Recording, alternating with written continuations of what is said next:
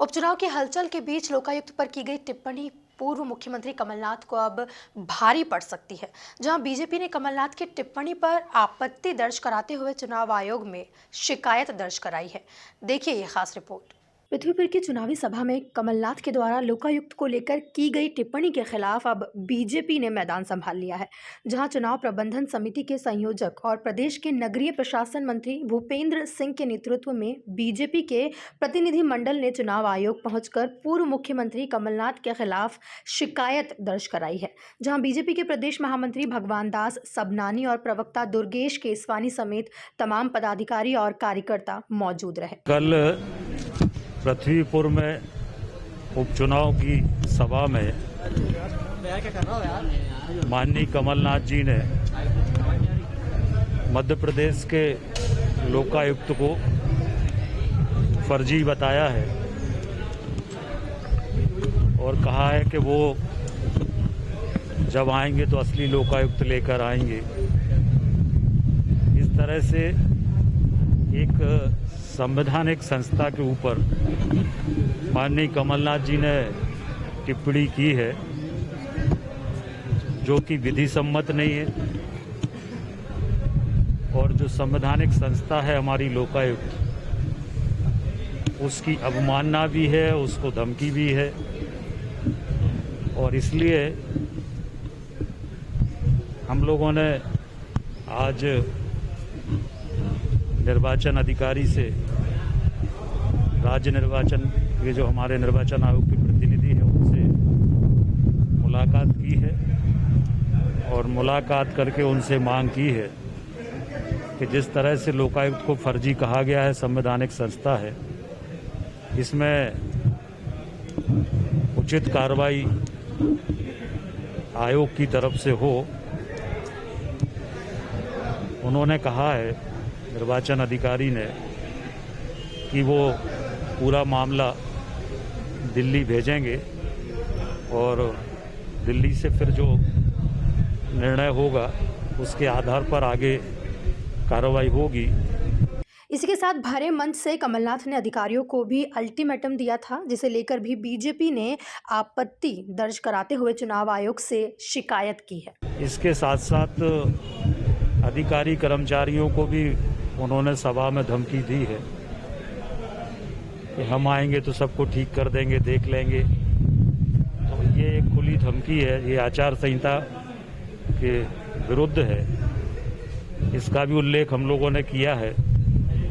और साथ में जो जोवट से कांग्रेस के प्रत्याशी हैं महेश पटेल जी, जिनका आपराधिक बैकग्राउंड है, उनके द्वारा क्षेत्र में लगातार आतंक और भय का वातावरण निर्मित किया जा रहा है। भारतीय जनता पार्टी के कार्यकर्ताओं के साथ मारपीट की जा रही है, हमले किए जा रहे हैं, उनकी हत्या का प्रयास किया जा रहा है।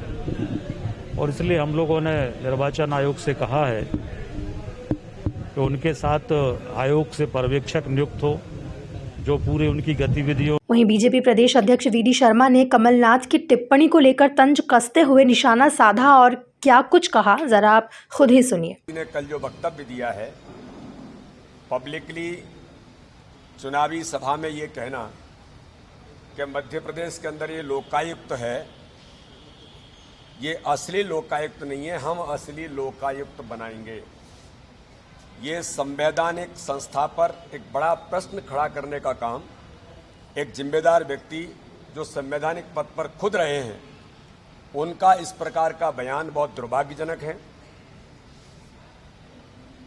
और कहीं न कहीं इस प्रकार की संस्थाओं पर जो प्रश्न खड़ा करने का काम कमलनाथ ने किया है, उनके खिलाफ आज भारतीय जनता पार्टी के नेतृत्व ने चुनाव आयोग को भी एक कंप्लेंट की है कि जिनको संवैधानिक संस्थाओं पर विश्वास नहीं है, वैसे तो उनको सुप्रीम कोर्ट पर भी विश्वास नहीं है, उनको तो सेना पर भी विश्वास नहीं है, इलेक्शन कमीशन पर भी वो आरोप लगा चुके हैं। जब कोई दल या कोई व्यक्ति अपना अस्तित्व खोता है तो इस प्रकार के आरोप प्रत्यारोप अनर्गल तरीके से लगाकर अपने आप को कैसे बचाया जा सकता है, इस भूमिका में कांग्रेस आ रही है। लेकिन लोकायुक्त के बारे में जो कहा है ये अत्यंत दुर्भाग्यजनक है और इनके खिलाफ कड़ी से कड़ी कार्रवाई भी होनी चाहिए। संवैधानिक संस्था के अलावा ये देश नहीं चल सकता, बिना कानून के देश नहीं चल सकता।